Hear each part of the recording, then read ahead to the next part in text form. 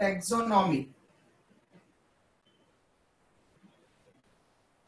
इस टर्म से हम स्टार्ट करेंगे आज का लेक्चर। तो लास्ट क्लास में हमने बायोडाइवर्सिटी पढ़ा था। हमने कहा था कि जो लिविंग बीइंग्स है वो डाइवर्स फॉर्म में मिलते हैं। ह्यूमन बीइंग का अलग फॉर्म है। हम ह्यूमन बीइंग्स को पहचान सकते हैं कि हमारे आसपास में कितने ह्यूमन बीइंग्स हैं। हम cat, dog, horse, tiger, plants, fungi, ठीक है, इनको अलग अलग कैरेक्टर और अलग अलग उनके बॉडी फॉर्म के बेसिस पर डिस्टिंग्विश करते हैं।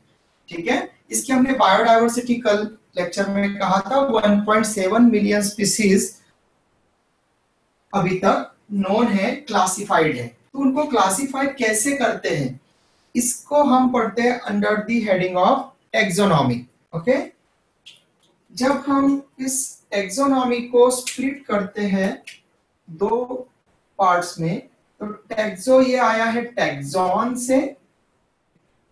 ओके, टैक्सॉन, टैक्सॉन का मीनिंग होता है अ ग्रुप और कैटेगरी और रैंक। ओके, तो टैक्सॉन का मीनिंग होता है एक कैटेगरी या फिर एक रैंक या फिर एक ग्रुप। मतलब हम उसको सेपरेट कर रहे हैं उस किसी इंडिविजुअल को, किसी चीज को, उस तरह से। और नॉमी, नॉमी ये वर्ड आया है नॉमस, इस ग्रीक वर्ड से। ठीक है, तो इसका मतलब है टैक्सोनॉमी, टैक्सॉन एंड नॉमस, इन दो वर्ड से मिलकर के बना है। नॉमस का मतलब है to provide a name, to provide a particular name. ठीक है, तो किसी भी थिंग को, किसी भी ऑर्गेनिज्म को, किसी इंडिविजुअल को या किसी भी चीज को एक पर्टिकुलर नेम प्रोवाइड करना, उसके लिए हम बोलते हैं नॉमस। तो taxonomy. Good evening sir. Good evening बेटा स्वयं। तो टैक्सोनॉमी का हमने मीनिंग क्या कहा बेटा फिर, कि टैक्सॉन का मतलब ग्रुप, कैटेगरी और रैंक, एंड नॉमस का मीनिंग कहा टू प्रोवाइड अ नेम। इसका मतलब हो गया कि ऐसी कैटेगरी या रैंक या ग्रुप जिसके बेसिस पर हम किसी का नेमिंग करेंगे। ओके, तो एक्चुअली टैक्सोनॉमी को हम डिफाइन करते हैं arrangement of organisms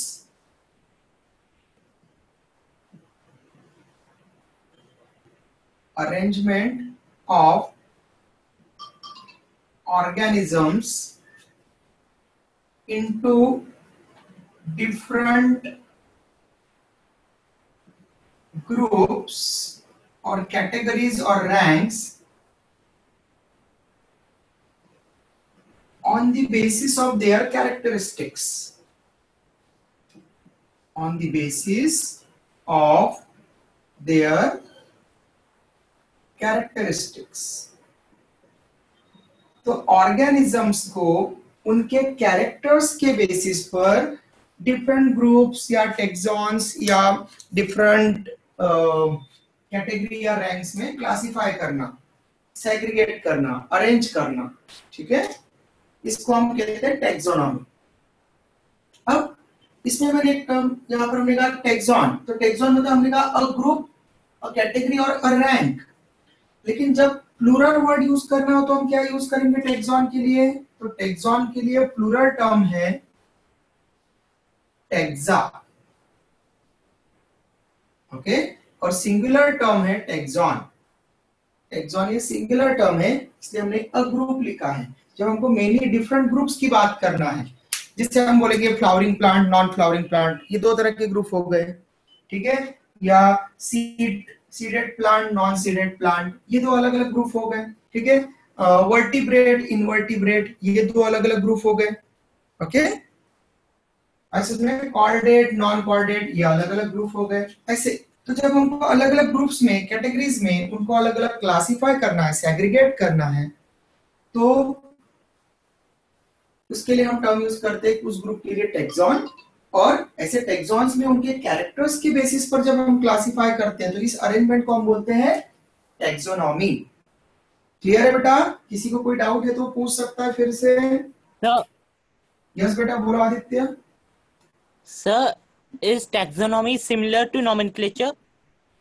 No beta, nomenclature is actually a step included under the term taxonomy. You can say that. Yes sir. कि एक्चुअल में मैं एक पॉइंट नोट ही करवा देता हूँ, उससे आपको और क्लियर हो जाएगा, ठीक है? और उसको एक्सप्लेन कर देता हूँ। तो जो पूरा कंप्लीट टेक्सोनॉमी है, टेक्सोनॉमी इंक्लूड्स 4 मेजर स्टेप्स और 4 स्टेप्स। तो जब इन टेक्सोनॉमी हम परफॉर्म करेंगे तो टेक्सोनॉमी में 4 स्टेप्स होगी, ओके? 4 steps Yes. होगी। कौन कौन सी 4 स्टेप्स? तो फर्स्ट स्टेप होती है डिस्क्रिप्शन और कैरेक्टराइजेशन। डिस्क्रिप्शन और characterization is the first step of taxonomy. Second step होती है identification.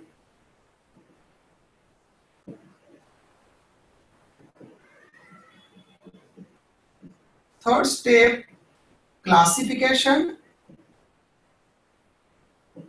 And last fourth step is nomenclature.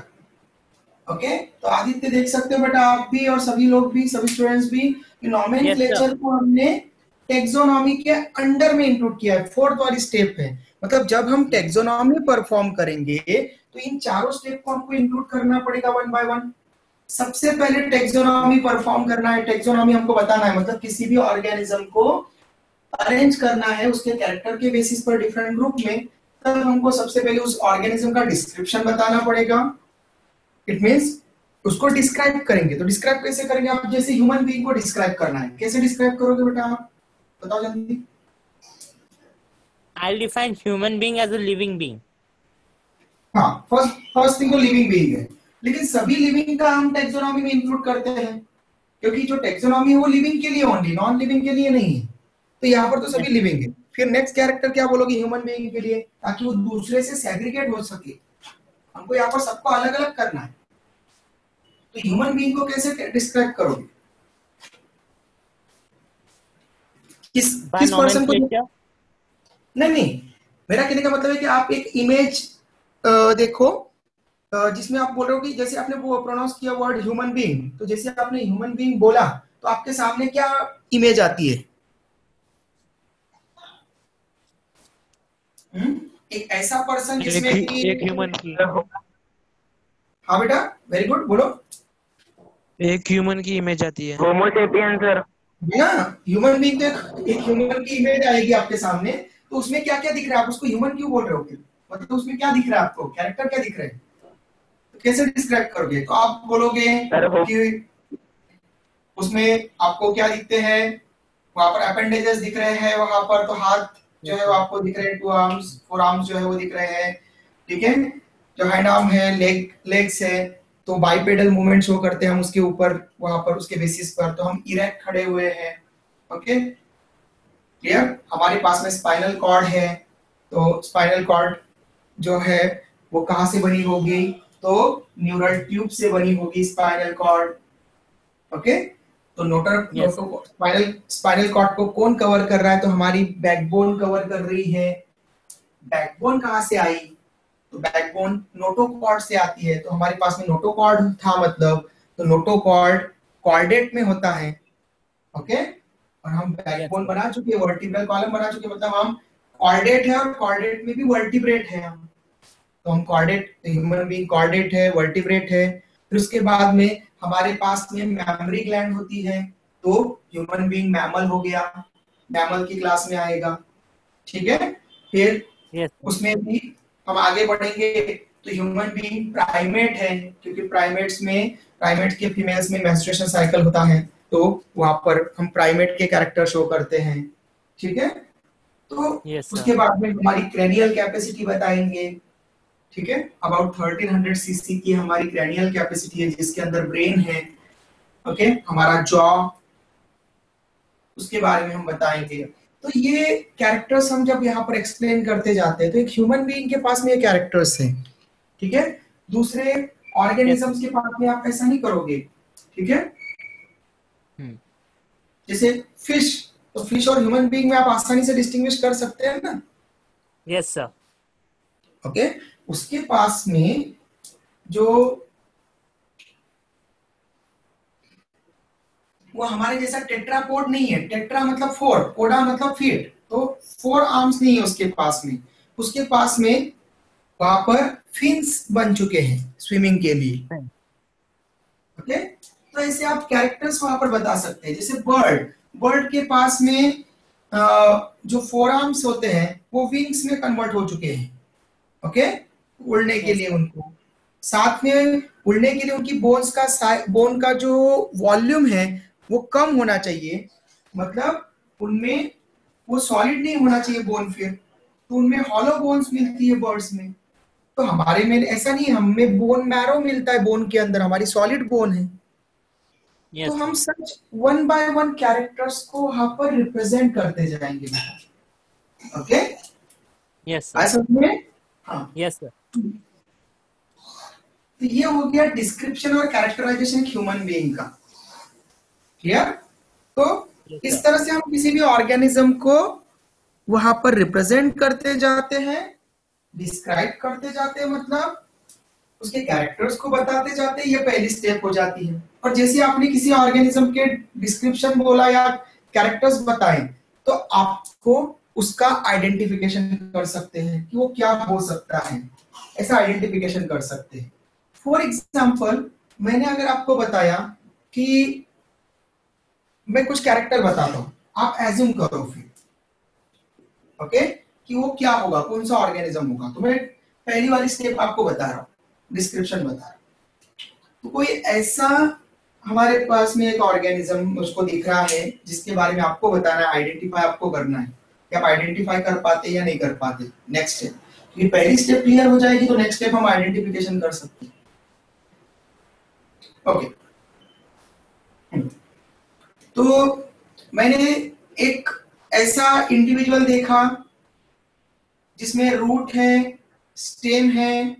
Okay, root और स्टेम मिले मुझको, वो फ्लावरिंग भी करता है, ठीक है। एक ऐसा इंडिविजुअल है जिसमें रूट है, स्टेम है, फ्लावरिंग करता है।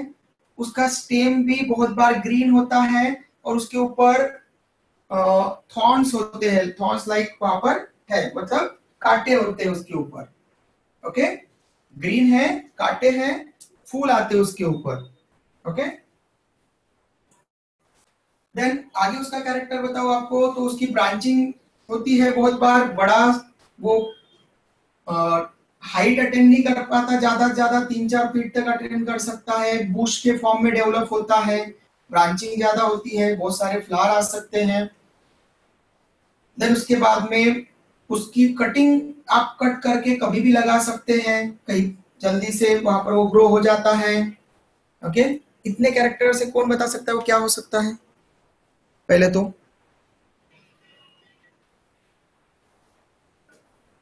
सर, यस बेटा, rose plant sir. Very good, ठीक है। तो देखो, रोज प्लांट आइडेंटिफाई कर लिया, किसने किया? नाम बताओ बेटा, किसने बताया आंसर? स्वयं। स्वयं ने। स्वयं। स्वयं ने बिल्कुल करेक्ट आंसर दिया, ठीक है। अदरवाइज कम से कम आप ये तो बोल सकते थे स्टार्टिंग में, जैसे आपने पढ़ा कि रूट है, स्टेम है, तो रूट और स्टेम आ गया मतलब कि वो प्लांट होगा 100%। Sir Bryophyllum. नहीं बेटा, ब्रायोफाइलम नहीं है वो, ठीक है। ब्रायोफाइलम में भी थॉर्न्स आते हैं, फ्लावर आते हैं, लेकिन उसकी वहां पर जो है वो लार्ज नंबर में फ्लावरिंग की बात अगर हम कह रहे हैं। और आगे फिर अगर नहीं पहचान पाता कोई तो फिर मैं आगे और रोजेट हैबिट वगैरह बता देता, ठीक है, कि मतलब वो ऐसे एक वर्ल में जो है उसके पेटल्स आते हैं, ठीक है। अलग अलग और कैरेक्टर बताते जाता है, लेकिन स्वयं ने आइडेंटिफाई कर लिया। मैं चाह रहा था कि कम से कम आप इतना तो आइडेंटिफाई करो कि वो एक ऐसा प्लांट है जो एंजियोस्पर्म है, क्योंकि मैंने कहा था कि रूट और स्टेम बताया तो आपको पता चल जाना चाहिए कि वो क्या है, प्लांट है। ओके, क्योंकि रूट और स्टेम प्लांट में ही हो सकते हैं। फिर रूट और स्टेम। तो रूट आपको विजिबल किस में होगी? तो रूट आपको टेरिडोफाइट से होती है, मतलब वो अलगी या ब्रायोफाइट नहीं है, तो टेरिडोफाइट जिम्नोस्पर्म या एंजियोस्पर्म है। ओके, ऐसा आपको पता चल जाता। ठीक है, तो आप ये कैरेक्टर्स के बारे में प्लांट किंगडम में पढ़ोगे आगे और पढ़ाऊंगा। ठीक है, लेकिन ये कुछ कैरेक्टर से आप ऑब्जर्व करने की कोशिश कर सकते हो, मेरा कहने का ये मतलब था। ओके, तो फिर जैसे मैंने आगे कहा कि फ्लावर आ रहा है, तो आप बोलते कि यस वो प्लांट के साथ में फ्लावरिंग प्लांट है। ओके, मतलब वो एंजियोस्पर्म की कैटेगरी में होगा। Yes, sir. ऐसा में वो प्लांट Yes. है, तो फिर फ्लावरिंग मतलब वो एंजियोस्पर्म है, तो आपको एंजियोस्पर्म की कैटेगरी में जाना चाहिए। Yes, sir. ओके, फिर मैंने कहा कि Yes, उसकी sir. कटिंग लगा सकते हैं, तो आप फिर उसके आसपास में जो बुशी प्लांट बोला कि वो ट्री नहीं है, 3-4 फीट तक का है, ग्रो कर सकता है, बुशी बुश में ग्रो हो सकता है। ओके, तो रोज बुशी होता है, उसके ऊपर थॉर्न्स भी होते हैं, फ्लावर भी ज्यादा आते हैं, उसकी कटिंग हम इजीली लगा सकते हैं। तो ऐसे कुछ कैरेक्टर से आप पहचान सकते थे। तो स्वयं ने बहुत अच्छा आंसर दिया, वेरी गुड बेटा। तो ऐसे आप लोग को ध्यान देना है कि कुछ कैरेक्टर के बेसिस पर हम जो डिस्क्रिप्शन पता चलता है उसके बेसिस पर हम क्या कर सकते हैं, आइडेंटिफाई कर सकते हैं ऑर्गेनिज्म को। ये सेकंड स्टेप होती है आइडेंटिफाई। तो अब हमने उसको आइडेंटिफाई भी कर लिया। ओके, लेकिन अब देखो जैसे स्वयं ने बोला रोज, ठीक है, तो उसको गुलाब का पौधा, गुलाब ऐसा बोलते हैं हिंदी मराठी में। ठीक है, तो गुलाब का पौधा, गुलाबाचे झाड़, ठीक है, ऐसे मराठी में बोलते हैं। इंग्लिश में रोज बुश बोलेंगे हम उसको। ठीक है, लेकिन जापान में कुछ और बोल सकते हैं उसको, चाइना में कुछ और बोल सकते हैं। ठीक है, असल में अफ्रीका में कुछ हुल्लू लुल्लू चुल्लू लुल्लू बोल सकते हैं उसको, कुछ भी नाम Yes, है sir. ना। अलग अलग नाम हो सकते हैं कि नहीं, हर एक जगह पर Yes, अलग sir. अलग नाम हो सकते हैं इंडिविजुअल के, एक नाम नहीं Yes, होते। sir. तो इस प्रॉब्लम को सॉर्ट आउट करने के लिए आगे की दो चीजें हैं, क्लासिफिकेशन एंड नॉमेनक्लेचर। तो फिर आइडेंटिफाई भी कर लिया हमने कि वो क्या होगा, लेकिन वो हमें हमारी लैंग्वेज में पता है। ओके, जो हमारी मदर टंग है या फिर हम जो ज्यादातर लैंग्वेज सीखे हुए हैं, पढ़े हुए हैं, आती है, उनमें हम उसको पहचान सकते हैं। लेकिन जब हमको किसी और को बताना है उसके बारे में, या उसके बारे में कोई रिसर्च करके कोई बात बतानी है, उससे रिलेटेड कुछ उसका इंपॉर्टेंस बताना है, तो तब हमको साइंटिफिक वे में बताना पड़ेगा। ओके, तो तब वहां पर हमें ऐसी एक लैंग्वेज लेना पड़ेगी कि जो सबको समझ में आए, चाहे वो चाइनीज हो, जापानीज हो, इंडियन हो, अमेरिकन हो, अफ्रीकन हो, ठीक है, कोई Yes. नाइजीरियन हो, कोई भी हो, पूरे ऑल ओवर द वर्ल्ड। वहां पर उसका अलग अलग नाम नहीं लिखते बैठेंगे हम, तो इसके लिए साइंटिफिक नेम वहां पर बायोलॉजिकल नेम बनाए गए। ओके, और उस बायोलॉजिकल नेम के लिए फिर हम यहाँ पर दो तरह की चीजें करते हैं। पहले तो उनको क्लासिफाई करते हैं Excuse अलग me, अलग। sir. यस बेटा। Can potato plant be the answer of it? No बेटा, पोटैटो कैसे हो सकता है, क्योंकि पोटैटो में जो मोस्ट ऑफ द पार्ट होता है स्टेम का, वो अंडरग्राउंड ग्रो करता है। ठीक है, Yes, उसके sir. ऊपर ज्यादा फ्लावरिंग नहीं होती ना, पोटैटो के ऊपर ज्यादा फ्लावरिंग Yes. नहीं होती, और हम उसके ऊपर की कटिंग नहीं लगा सकते। उसका जो ट्यूबर होता है स्टेम का, जो पार्ट जो अंडरग्राउंड होता है, अगर मैं बोलता अंडरग्राउंड पार्ट का जो स्टेम है उसको कट करके ग्रो करवा सकते थे, तो आंसर Yes, हो sir. सकता था। ओके, Yes, तो sir. ऐसे आपको कैरेक्टर कैरेक्टर बदल जाते हैं, और जैसे कैरेक्टर बदला तो हमको क्लासिफाई करना पड़ेगा, उनको अलग अलग ग्रुप में रखना पड़ेगा। तो Yes, जब sir. हम ऐसे अलग अलग कैरेक्टर से, जो छोटे छोटे कैरेक्टर से अलग अलग हो जाते हैं ऑर्गेनिज्म, ठीक है, Yes, sir. तो जैसे मंकीज और जो ओरंगुटान, चिंपैंजी, ठीक है, ये जो है, ओके, गोरिल्ला और ह्यूमन बीइंग। अब देखो तो इनमें क्या लगता है कि ऐसा कि कुछ कुछ कैरेक्टर सिमिलर है, लेकिन बहुत सारे कैरेक्टर डिसिमिलर हैं। ओके, तो फिर Yes, हम sir. इनको अलग अलग ग्रुप्स में रखेंगे। तो ऐसे अलग अलग ग्रुप्स में क्यों रख रहे हैं, तो उनको हम क्या कर रहे हैं, क्लासिफाई कर रहे हैं। तो हमने आइडेंटिफाई करने के बाद में जो डिफरेंट कैरेक्टर्स से अलग अलग ऑर्गेनिज्म होंगे सेग्रीगेट, उनको हम अलग अलग ग्रुप में, कैटेगरी में क्लासिफाई करेंगे। Okay, Yes, sir. और लास्ट में जो दो कैटेगरीज होगी उनकी, जीनस एंड स्पीसीज, हम 7 कैटेगरीज पढ़ेंगे यहाँ पर, और उनमें से जो लास्ट वाली दो कैटेगरीज होगी, जीनस एंड स्पीसीज, इन दोनों से हम उसका बायोलॉजिकल नेम बनाते हैं। ओके, जैसे हमने बोला रोज, तो रोज के लिए बोलेंगे रोजा इंडिका। ओके, और ये जो रोजा इंडिका नाम है, फिर आप किसी भी साइंस की बुक में, साइंस की मैगजीन में, कोई भी लिटरेचर में लिख दो, तो अब वो चाहे चाइनीज हो, जापानीज हो, कोई भी हो, रोजा इंडिका पढ़ा मतलब रोजा इंडिका सबके लिए एक ही है। Yes sir. ओके, असल में तो वो चाइनीज के लिए भी साइंटिफिक लैंग्वेज में रोजा इंडिका ही है, जो इंडियंस के लिए है, जापानीज के लिए, अफ्रीकन के लिए है।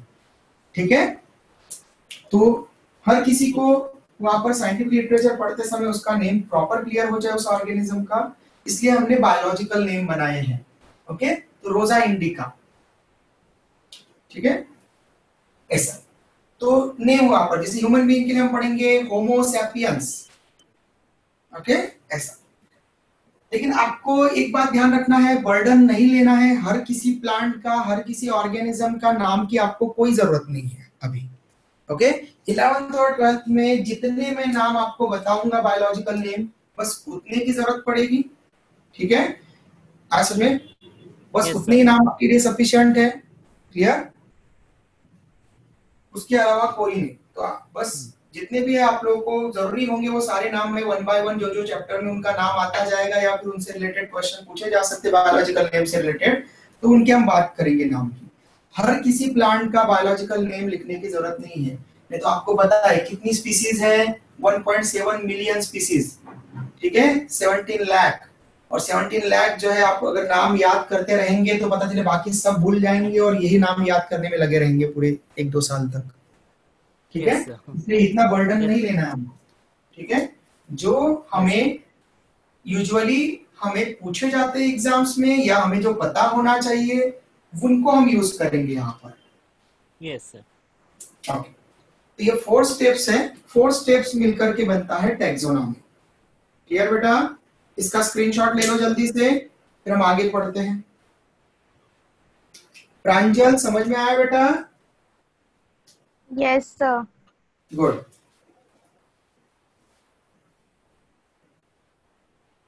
मंथन, रोशन, रवि, आप लोगों की आवाज नहीं आती बेटा, समझ में आया? समझ गया सर। सर क्या नाम, एक बार टैक्सोनॉमी को एक्सप्लेन कर दो ना। ठीक है बेटा। रवि, तुम अगर बोल रहे हो तो मैं फिर से बता देता हूँ। टैक्सॉन का मतलब होता है बेटा टैक्सोनॉमी। ये वर्ड किससे बना है? तो 2 पार्ट्स में हमने तोड़ते हैं। बायोलॉजी में आपको यही चीज यूज करना है हमेशा, कि आपको सीधा रटना नहीं है, आपको देखना है कि वो जो टर्म है उसको आप किसी मीनिंगफुल पार्ट्स में ब्रेक कर सकते हैं क्या। तो हमने जैसे बोला टैक्सोनॉमी, तो ये 2 ग्रीक वर्ड से बनी है, टैक्सॉन एंड नॉमस। ओके, तो टैक्सॉन का मतलब होता है अ ग्रुप, कैटेगरी और रैंक। ठीक है, तो हम टैक्सॉन का मतलब है कि हम किसी एक कैटेगरी में या ग्रुप में सेग्रीगेट करने की कोशिश करते हैं उस चीज को, इंडिविजुअल्स का। फिर नॉमस, नॉमस मतलब नेम प्रोवाइड करना, उसको नाम देना। तो टैक्सोनॉमी मतलब उसको हम सेपरेट भी करेंगे और हम उसको नेम भी प्रोवाइड करेंगे। तो सेपरेट कब कर पाएंगे? जब हमें उसके बारे में पता होगा, इसलिए हम उसके कैरेक्टर पता करते हैं, फिर उसको आइडेंटिफाई करते हैं, फिर उसके बाद में उसको सेपरेट करते हैं डिफरेंट कैटेगरीज में, उसको हम कहते हैं क्लासिफिकेशन। और फिर उसके बाद में उसको नेम प्रोवाइड कर देंगे, एक पर्टिकुलर नाम दे देंगे। ठीक है, तो इसको हम टैक्सोनॉमी को कैसे डिफाइन करते हैं?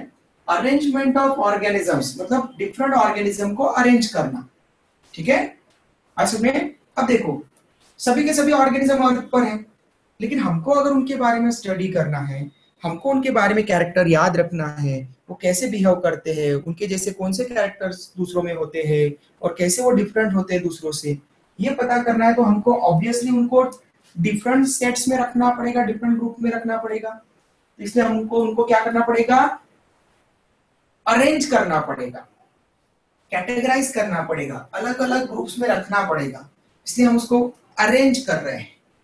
ओके, जैसे आप एक समझ सकते हो कि आप एक मॉल में गए। ओके, एक मॉल में गए और मॉल में जाते हो आप लोग, तो आपने देखा होगा कि वहां पर अरेंजमेंट होती है प्रॉपर।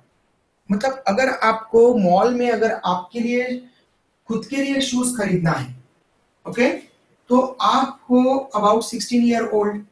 ठीक है, तो आप जैसे मॉल में जाओगे तो वैसे ही वहां पर आप जाओगे और जो शूज का सेक्शन होगा, ठीक है, आज में Sir. उसमें आप जाएंगे। ओके, आज में आप अपैरल के सेक्शन में नहीं जाएंगे, कपड़ों वगैरह के सेक्शन में नहीं जाएंगे, आप वहां पर कुछ खिलौने के सेक्शन में नहीं जाएंगे, आप इलेक्ट्रॉनिक सामान के सेक्शन में नहीं जाएंगे, वहां पर सेक्शन कर दिए गए हैं, मतलब अरेंज कर दिया गया अलग चीज। तो आप शूज के लिए जाएंगे अलग से, फिर शूज में जाएंगे तो वहां पर भी और अरेंजमेंट मिलेगी आपको। छोटे बच्चों के शूज अलग रखे होंगे, 0 से 5 इयर्स तक के, 6 से 10 इयर्स तक के अलग होंगे, 11 to 15 के अलग होंगे, 16 to 18 तक के अलग होंगे।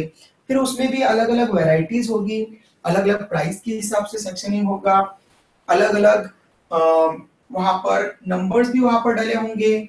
वहां पर इवन आपको कौन सा नंबर लगता है, 8, 9, 10, तो भी उस 16 ईयर ओल्ड बच्चे को जो है वो उस नंबर के आसपास में आ सकते हैं थोड़ा बहुत, तो उसके आगे पीछे के नंबर्स तक भी होंगे। तो ये सारी अरेंजमेंट करके रखते हैं। अब देखो ये अरेंजमेंट कितनी आसान लग रही है आपको, क्या आप गए सीधे वहां पर गए शूज के सेक्शन में और आपने 16 ईयर ओल्ड या फिर वहां पर आपका जो नंबर लगता है आपको शूज का, फॉर एग्जांपल 9 नंबर लग रहा है किसी को, तो सीधा 9 नंबर उठाया, ट्राई किया, अपनी जो पसंद करना था कलर वगैरह, जो भी स्टाइल पसंद करना थी पसंद की और पेमेंट किया।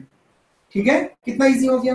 लेकिन अगर ऐसा होता कि वही शूज आपके, ठीक है, सभी दूसरे शूज के साथ में और कपड़ों के साथ में, इलेक्ट्रॉनिक सामान के साथ में, एक मॉल में एक जगह पर सभी का सभी ऐसा पूरा वहां पर एक साथ में जो है पूरा का पूरा जमा होते, ठीक है, और फिर आपको अगर आपके पसंद के शूज निकालने पड़ते और आपके नंबर के, तो क्या इतना ही इजी होता बेटा? ये कितना पहला इजी था? नो। वेरी गुड, ठीक है। No, sir. तो इसी बेसिस पर बेटा रवि, हम जो 1.7 मिलियन स्पीसीज है, ह्यूमन बीइंग भी है, बैक्टीरिया भी है, फंगस भी है, डिफरेंट प्लांट्स भी है, तो इनको अगर हम कैटेगराइज करें, अलग अलग कैटेगरीज में रखें, सेग्रीगेट करें, इनको अरेंज करें, तो अगर हमको किसी एक कैरेक्टर लग रहा है कि अरे सिंगल सेल वाला ऑर्गेनिज्म है, तो हम सिंगल सेल वाले ऑर्गेनिज्म की ग्रुप में जाएंगे, फिर उसमें देखेंगे कि ये इसमें न्यूक्लियर मेम्ब्रेन प्रेजेंट है या एब्सेंट है। अगर न्यूक्लियर मेम्ब्रेन एब्सेंट होती है तो उसको हम प्रोकैरियोट बोलते हैं बेटा। ओके, प्रोकैरियोट मतलब बैक्टीरिया, तो फिर हम किंगडम मोनेरा में जाएंगे, ओनली बैक्टीरिया में जाएंगे, बाकी ह्यूमन बीइंग के कैरेक्टर नहीं देखेंगे, वो यूनिसेलुलर है, हम मल्टी सेलुलर है, तो हमारे कैरेक्टर क्यों देखने जाएंगे उसमें? तो हम सीधा ग्रुप में किधर चले जाएंगे कि प्रोकैरियोट अगर है तो बैक्टीरिया है, फिर बैक्टीरिया में कौन सा बैक्टीरिया है उसके कैरेक्टर वहां पर डिस्क्राइब करेंगे, वहां पर देखेंगे, उसमें चेक करेंगे। ओके, तो हमको आइडेंटिफिकेशन में अच्छा हो जाएगा। या फिर कोई नया, अगर हम कोई ऑर्गेनिज्म हमने डिटेक्ट किया, ओके, तो उसको हम कहाँ रखे, बैक्टीरिया में रखे, ह्यूमन बीइंग्स में रखे, कहीं कहीं और रखे, कहीं प्लांट में रखे, तो हम उसके कैरेक्टर देखेंगे। तो आपको एक यूनिसेलुलर मिला लेकिन उसमें एक क्लोरोफिल मिला, ओके, और वो यूनिसेलुलर क्लोरोफिल कंटेनिंग फोटोसिंथेटिक तो है, ठीक है, तो आप उसको कहाँ रख दोगे, फिर प्रोटिस्टा में रख दोगे, तो डायटम, डायनोफ्लेजेलेट या यूग्लिना वगैरह ऐसा कुछ हो सकता है। फिर हम उसमें कैरेक्टर देखेंगे, फिर आपको उसमें 2 फ्लैजेला दिख गए, एक छोटा और एक बड़ा, और वो दिखा कि वो सिंगल सेल वाला जिसमें कि क्लोरोफिल भी प्रेजेंट है, और वो क्या कर रहा है, वो फोटोसिंथेसिस भी कर सकता है और डिकम्पोजर की तरह एक्ट भी कर सकता है। जब लाइट नहीं है तब वो किसी जो भी वहां पर कोई ऑर्गेनिज्म की डेथ हुई है उनको कंज्यूम कर सकता है। तो वो मिक्सोट्रॉपिक न्यूट्रिशन शो कर रहा है, मतलब दोनों तरह का न्यूट्रिशन शो कर रहा है, तो हम उसको बोलेंगे कि ये तो यूग्लिना है। ओके, और वो कहां पर प्रेजेंट है, स्टेग्नेंट वाटर बॉडी में, जमे हुए पानी में, ठीक है। तो ऐसे कुछ कैरेक्टर्स के बेसिस पर हम पढ़ते हैं। आगे आगे आप ऑर्गेनिज्म के बारे में पढ़ोगे ना तो पढ़ पाओगे। तो इस तरह से हम अरेंजमेंट कर देते हैं, ठीक है, ताकि हमको आसानी हो जाए उनको स्टडी करने में, या दूसरे नए ऑर्गेनिज्म अगर ऐड होते हैं उनके बारे में चेक करने में। तो arrangement of organism into different groups on the basis of their characteristics, उनके कैरेक्टर्स के बेसिस पर डिफरेंट ग्रुप में क्लासिफाई करना, ठीक है, इस अरेंजमेंट को हम टेक्सोनॉमी कहते हैं बेटा। ठीक है बेटा रवि?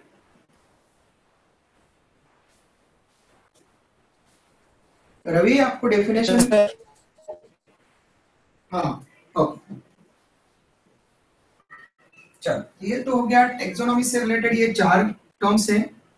अब पहली टर्म्स और सेकंड टर्म बहुत ही इजी हो गई, क्योंकि उसमें डिस्क्रिप्शन करना था, बस केवल बताना था कैरेक्टर्स के बारे में और उसे आइडेंटिफाई करना था।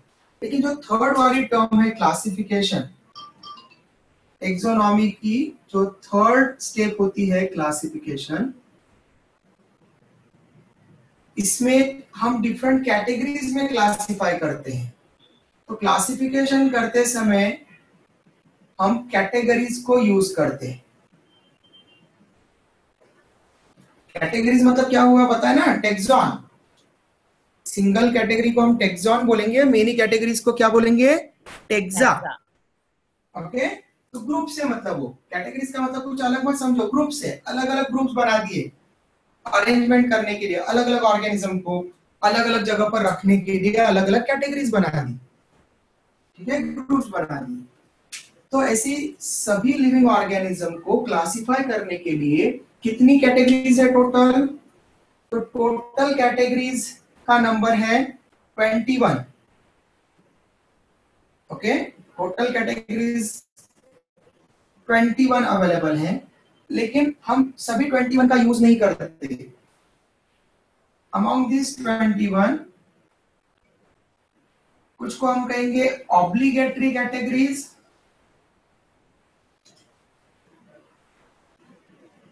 Obligatory categories. ऑब्लिगेटरी का मतलब होता है स्ट्रिक्ट। ओके, ऑब्लिगेटरी का मतलब होता है स्ट्रिक्ट और मैंडेटरी, मतलब जिनको फॉलो करना ही पड़ेगा। ओके, स्ट्रिक्ट और मैंडेटरी। तो इनका नंबर कितना होता है 21 में से? These are 7। तो 7 categories out of 21 are obligatory categories, मतलब किसी भी लिविंग बीइंग को हमको अगर क्लासिफाई करना है तो 7 कैटेगरीज को हमको यूज करना ही पड़ेगा। कौन सी होती है मैं अभी आपको समझाऊंगा। लेकिन रिमेनिंग कितनी बची बेटा बाकी की? कौन बताए कितनी बची बाकी की? 14 14 को, यस गुड बेटा। तो 14 को हम बोलेंगे फैकल्टेटिव कैटेगरीज।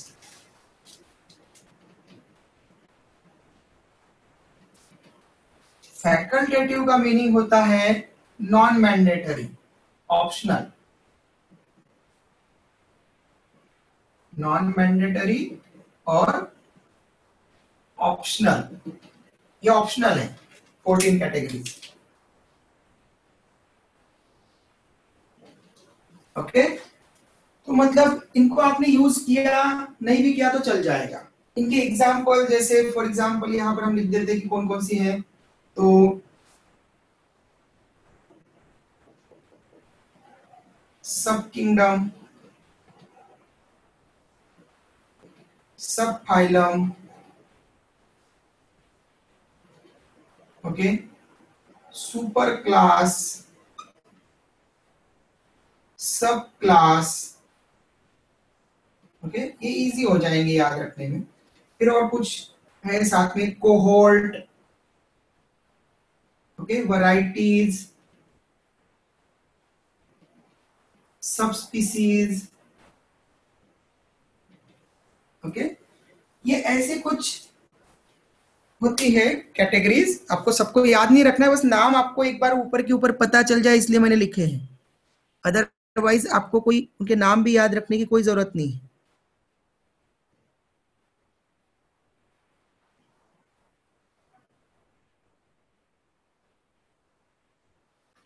ओके, ये तो बस आपके एक माइंड में रह जाए कि ऐसी अगर आएगी तो ये क्या होगी, इनको यूज ही नहीं करना है हमको, ठीक है।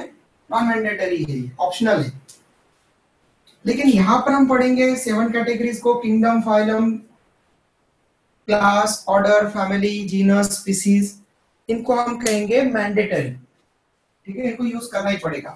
तो सबसे पहले आप इसका स्क्रीनशॉट ले लो बेटा जल्दी से स्वयं, फिर उसके बाद में मैं आपको मैंडेटरी के बारे में बताता हूँ और उसको कैसे याद रखना है, क्योंकि वो मैंडेटरी मतलब हमारे लिए बहुत जरूरी है क्लासिफिकेशन करते समय, तो हम यूज करेंगे उनको। स्क्रीनशॉट हो गया बेटा स्वयं? Yes sir. ओके,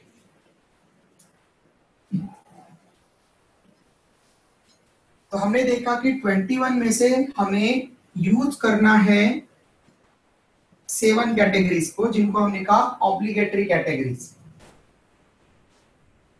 ये जो ऑब्लिगेटरी कैटेगरीज है,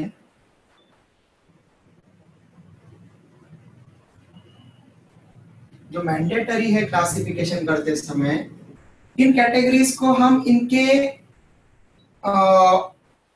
जो इनका एक जो सीक्वेंस है उसके बेसिस पर क्लासिफाई जब करते हैं तो उसको बोलते हैं taxonomical hierarchy.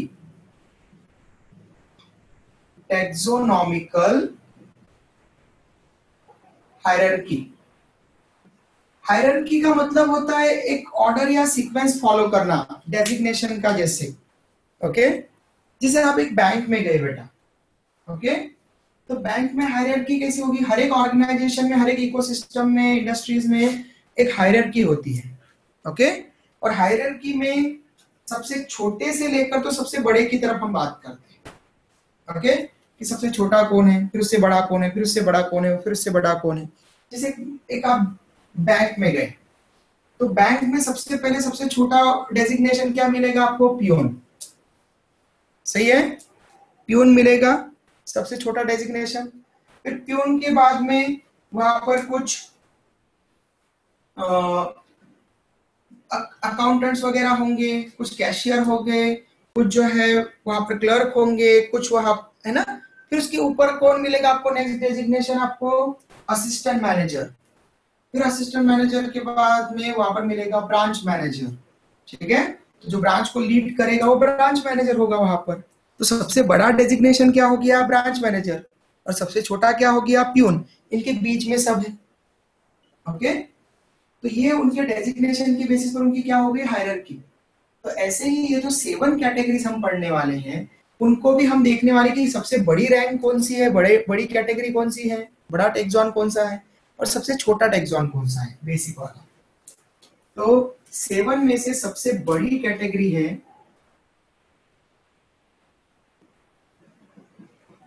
Kingdom, highest rank और सबसे बड़ी कैटेगरी किंगडम। फिर सेकंड कैटेगरी है किंगडम के बाद में फाइलम। लेकिन फाइलम ये टर्म हम एनिमल के लिए यूज करते हैं। ओके, फाइलम ये टर्म हम किसके लिए यूज करते हैं बेटा? एनिमल के लिए। ओके, प्लांट के लिए हम टर्म यूज करते हैं डिवीजन। तो डिवीजन ये टर्म हम यूज करते हैं प्लांट्स के लिए। ये आपको ध्यान रखना है। तो सेकंड कैटेगरी हो जाएगी फाइलम और डिवीजन। अगर एनिमल को क्लासिफाई कर रहे हैं या एनिमल ग्रुप, जैसे हमने कल कहा था एनिमल ग्रुप के इंडिविजुअल्स को, तब हम वहां पर लिखेंगे फाइलम। और जब प्लांट ग्रुप के इंडिविजुअल्स को क्लासिफाई कर रहे हैं तब हम डिवीजन टर्म के सामने लिखेंगे कि वो कौन से फाइलम या कौन से डिवीजन से बिलोंग करता है। जैसे फॉर एग्जांपल फ्लावरिंग प्लांट है एंजियोस्पर्म, तो डिवीजन आ जाएगा एंजियोस्पर्म, क्योंकि किंगडम आ गया प्लांटी। ठीक है, सबसे बड़ा प्लांट है वो, फिर प्लांट में फ्लावरिंग प्लांट है, ऐसे हम क्लासिफाई करते जा रहे हैं। तो किंगडम 5 किंगडम्स हम पढ़ेंगे आगे, Monera, protista, fungi, Plantae and Animalia, ये किंगडम्स। फाइलम, अगर एनिमल होगा तो फाइलम वहां पर आ जाएंगे पोरीफेरा, मतलब जिसमें स्पॉन्जेस हम इंक्लूड करते हैं, सिलेंट्रेटा और निडेरिया, ठीक है, जिसमें हम हाइड्रा, ओरेलिया इनको इंक्लूड करते हैं। ठीक है, फिर टिनोफोरा जिसमें कॉम जेलिस को इंक्लूड करते हैं, फिर प्लेटीहेल्मिन्थेस जिसमें फ्लैटवर्म को इंक्लूड करते हैं। फ्लैटवर्म में आप एक एग्जांपल पढ़े होंगे बेटा अच्छा सा, प्लेनेरिया। प्लेनेरिया पढ़ा है आप लोगों ने? Yes, sir. Yes, sir.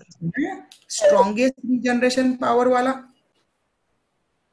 जो कट हुआ कि अपने नए नई बना लेता है कॉपीज, है ना। तो स्ट्रॉन्गेस्ट रीजनरेशन पावर प्लानेरिया में मिलती है, और प्लानेरिया क्या है? फ्लैटवर्म। ओके, तो प्लेटीहेल्मिन्थीज में आता है। फिर राउंड वर्म एस्केरिस, वो एस्केलहेल्मिन्थीज में आता है। ठीक है, ऐसे हम वहां पर ग्रुप्स पढ़ते जाएंगे अलग अलग फाइलम। ह्यूमन बींग्स आता है फाइलम क्वाड्रेटा में।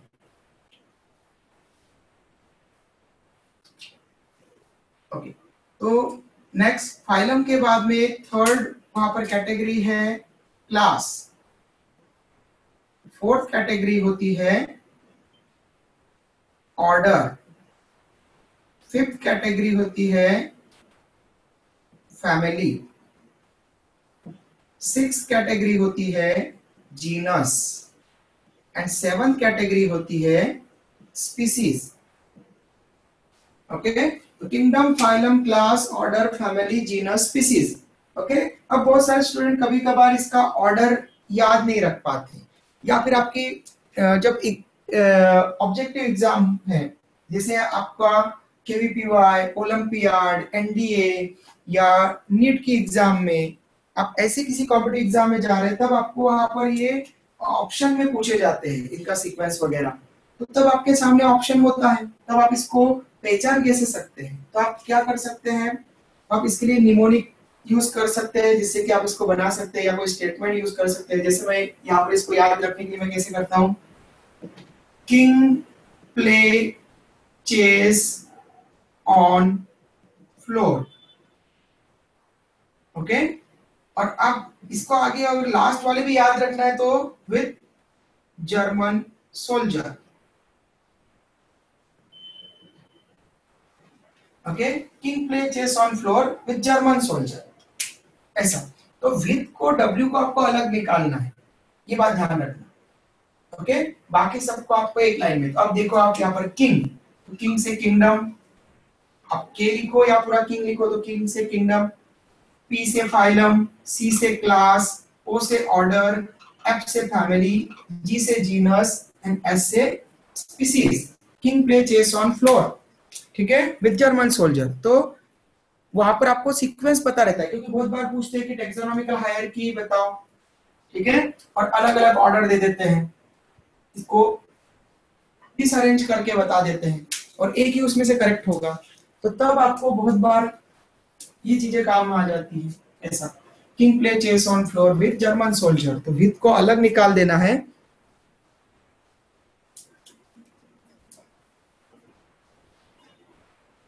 तो ये आपको फर्स्ट लेटर से पता चल जाएगा वहां पर क्या आएगा। K for kingdom, P for phylum, C for class, O for order, F for family, G for genus, और एस फॉर स्पीसीज। और अगर किसी को इस विथ में कंफ्यूजन आ रहा है तो इतना याद रख ले बस, only king play chess on floor, क्योंकि लास्ट वाले जो दो है वो जीनस और स्पीसीज ही होते हैं हमेशा।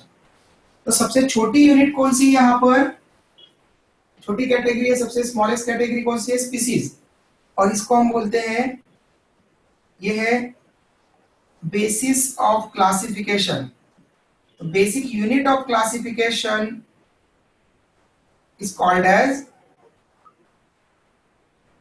स्पीसीज। और किंगडम को हम बोलेंगे यहाँ पर highest rank of classification, highest rank और कैटेगरी और ग्रुप। तो बेसिक यूनिट ऑफ क्लासिफिकेशन, अब बेसिक यूनिट का मतलब क्या होता है कि वहीं से कोई भी चीज स्टार्ट हुई है, तो क्लासिफिकेशन करना है तो आप बिना स्पीसीज के स्टार्ट नहीं कर सकते। ओके, और इसमें हम पढ़ेंगे आगे कि स्पीसीज ये रियल यूनिट है, बस ओनली ये रियल है, ओनली रियल। बाकी किंगडम से लेकर तो जीनस तक ये अनरियल है। रियल का मतलब है कि इसमें लिविंग बीइंग्स इंक्लूड करते हैं हम, होमो सेपियंस, तो हमारी सेपियन स्पीसीज है। ओके, तो हम सेपियन स्पीसीज से बिलोंग कर रहे हैं अभी, जो ह्यूमन बीइंग्स है। हमारे पहले जो थे वो होमो हिबेलिस, होमो इरेक्टस, निएंडरथल, क्रोमैग्नॉन ऐसे थे। ओके, तो उनकी वो स्पीसीज थी। लेकिन ये जो होमो वर्ड आया है ये बहुत सारी स्पीसीज के लिए कॉमन है, और ये होमो नहीं दिखता हमको, हमको स्पीसीज मतलब सेपियन दिख रहा है। हम सैपियंस है तो हम दिख रहे हैं। तो जो स्पीसीज है वो रियल इंडिविजुअल, जो एग्जिस्टिंग इंडिविजुअल है किसी भी ग्रुप के, किसी भी पॉपुलेशन के, ठीक है। तो individuals having similar characteristics, okay, उनको हम एक स्पीसीज में इंक्लूड कर देते हैं। तो इंडिविजुअल मतलब रियल, इंडिविजुअल मतलब लिविंग बीइंग, तो लिविंग बीइंग इसमें स्पीसीज में आते हैं। फिर जो लिविंग बीइंग के जो स्पीसीज है, स्पीसीज जीनस में आती है, फिर जेनेरा फैमिली में आते हैं, फैमिलीज ऑर्डर में आते हैं, ऑर्डर्स क्लास में आते हैं, क्लासेस फाइलम या डिविजन्स में आती हैं, फाइला या डिविजन्स, सिंगल को फाइलम, मेनी को फाइला बोलेंगे, तो फाइला या डिविजन्स किंगडम में आते हैं। ओके, ऐसे हम अलग अलग पढ़ेंगे कल के दिन इसको, मतलब मंडे को हम पढ़ेंगे इनके बीच में क्या क्या चीजें आपको और फर्दर याद रखना है। लेकिन ये ध्यान रखो कि रियल बस ओनली क्या है, स्पीसीज, क्योंकि इसमें लिविंग बीइंग को इंक्लूड करते हैं।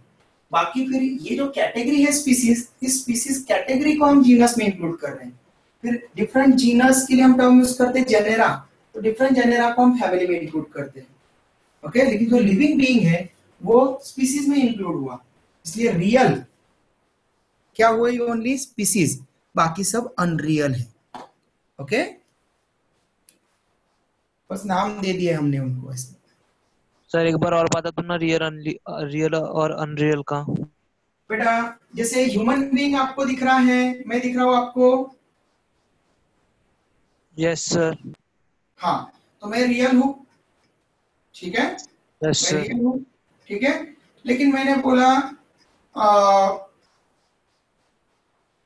वहां पर एंजियोस्पर्म, ठीक है, तो एंजियोस्पर्म आपको दिख रहा है क्या?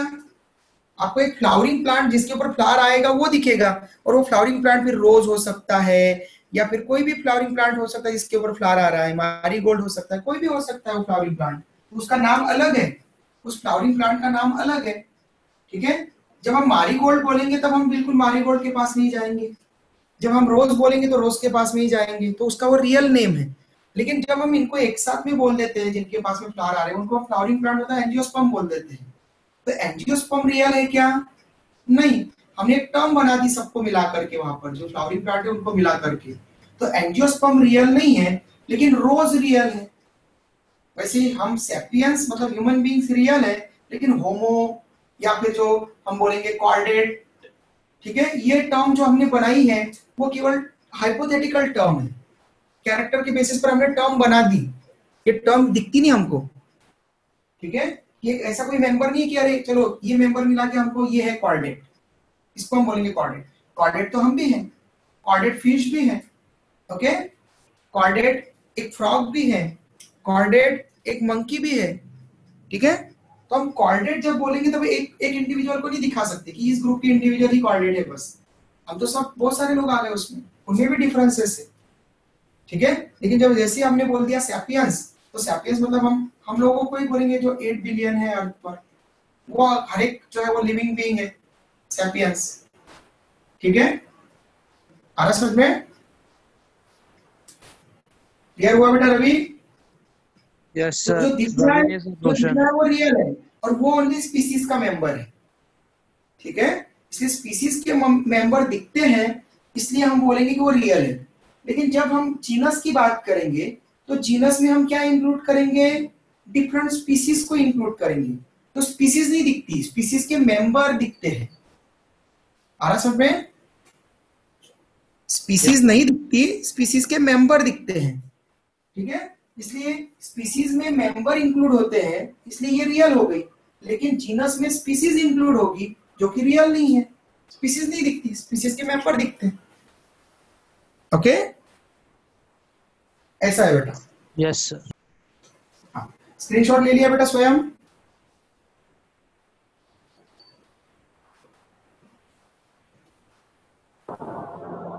Yes sir. ओके, तो कल हम इसके आगे पढ़ेंगे बेटा, ठीक है, मंडे को मतलब, ठीक है। Till then bye, take care, मिलते हैं मंडे बाय को। सर। Bye sir. बाय बेटा। Bye sir, thank you sir, good night. Bye bye.